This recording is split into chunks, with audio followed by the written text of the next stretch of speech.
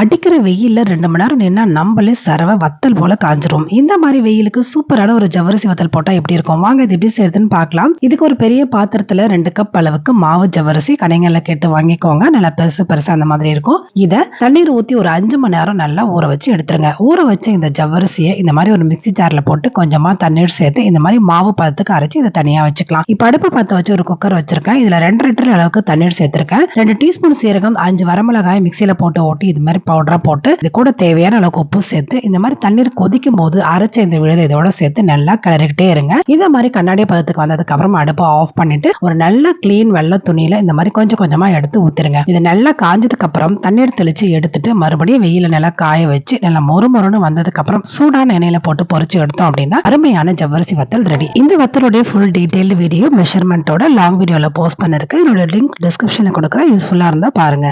Video பிடிச்சிருந்தா ஒரு like பண்ணிடுங்க. தேங்க்யூ.